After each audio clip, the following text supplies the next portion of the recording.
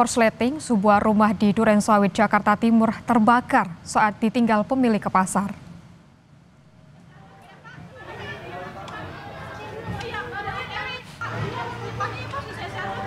Api dengan cepat menghanguskan satu rumah di Jalan Buaran 2, Durensawit, Minggu malam. 7 unit mobil pemadam kebakaran dikerahkan ke lokasi. Tidak ada korban jiwa akibat kebakaran ini. Api diduga berasal dari korsleting listrik.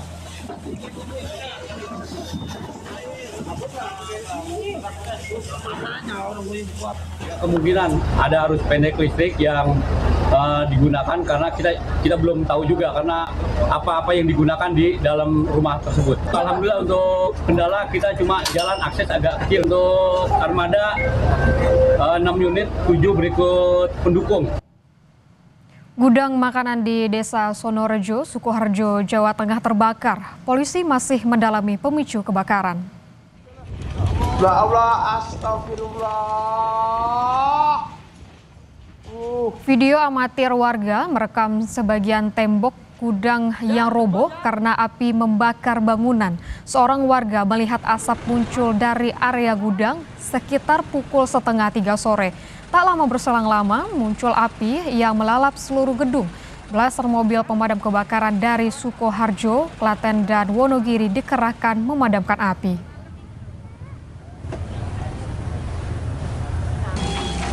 Jadi tadi dilaporkan pukul 14.30 untuk yang terbakar adalah gudang penyimpanan dari produk Nestle. Kita sudah mengerahkan damkar dari Kabupaten Sukoharjo sebanyak 7 kpm, Wonogiri 1 dan juga Klaten 1. Ada tembok yang roboh di bagian belakang gedung, tembok sudah roboh. Dipicu oleh apa? Belum tahu, sampai sekarang kami masih melakukan proses pemadaman sehingga belum kami dalami lagi terkait dengan penyebab dari kebakaran. Informasi lainnya, saudara, puluhan gangster bersenjata tajam menyerang permukiman warga di kawasan Pulau Gadung, Jakarta Timur. 1 orang terluka dan sejumlah kios warga rusak.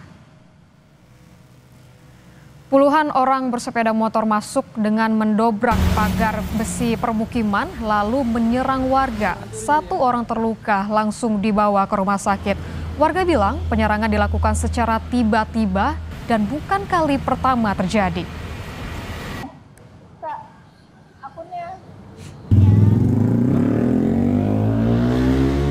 Iya, ada penyerangan, dia tiba-tiba ada kali ya 50 motor datang ke sini. Gak tahu tiba-tiba nyerang. Ya satpam sini kan pada takut ya, jadi pada kabur. Kita juga nggak tahu dia datang dari mana.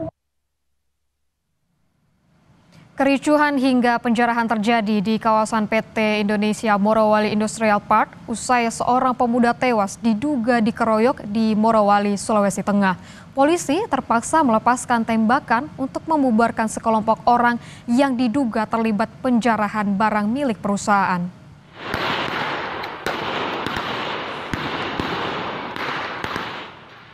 Sejumlah polisi akhirnya mengeluarkan tembakan untuk membubarkan sekelompok orang yang tengah menjarah aset PT Indonesia Morowali Industrial Park, diantaranya gulungan kabel tembaga. Mereka diduga membawa senjata tajam dan melakukan pembakaran di sekitar perusahaan. Pihak perusahaan menyatakan massa juga menyerang karyawan dan polisi. Hingga saat ini, perusahaan masih melakukan perhitungan terkait kerugian yang dialami. Tidak bagus mencuri kesempatan dalam kesempitan.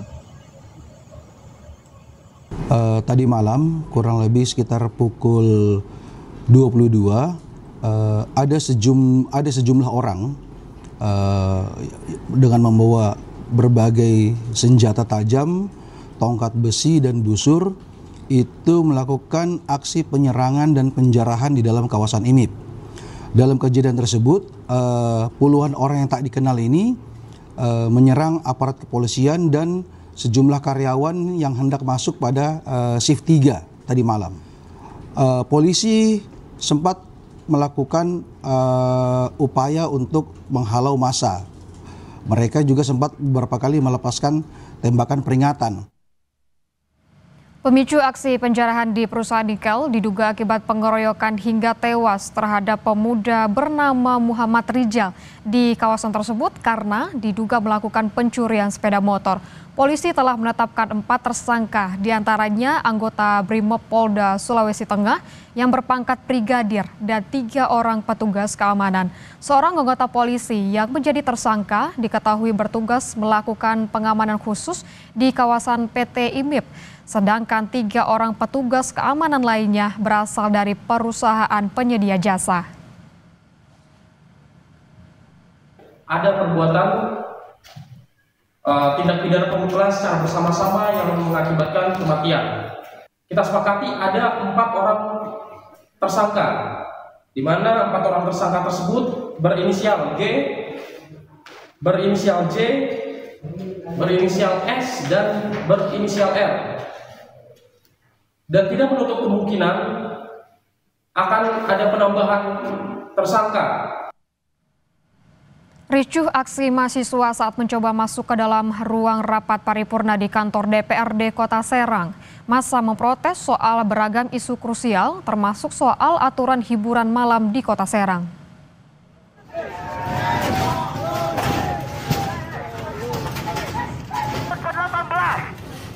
Massa dari mahasiswa merusak gerbang kantor DPRD Kota Serang agar bisa masuk ke ruang rapat yang tengah menggelar paripurna HUT ke-18 Kota Serang. Massa juga mendobrak pintu ruang rapat paripurna meskipun dihadang petugas keamanan. Massa berhasil menemui Wali Kota Serang dan pimpinan DPRD Kota Serang. Aksi massa mereda usai dilakukan kesepakatan bersama untuk menyelesaikan persoalan tersebut.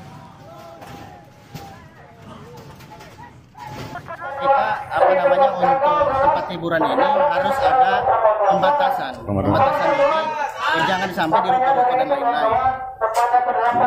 Ini kan Kota Serang ini indah. Artinya masih diperbolehkan tapi di hotel tertentu gitu. Sampai saat ini saya juga masih menunggu dari Wali Kota Serang untuk melakukan revisi. Ya. Di mana?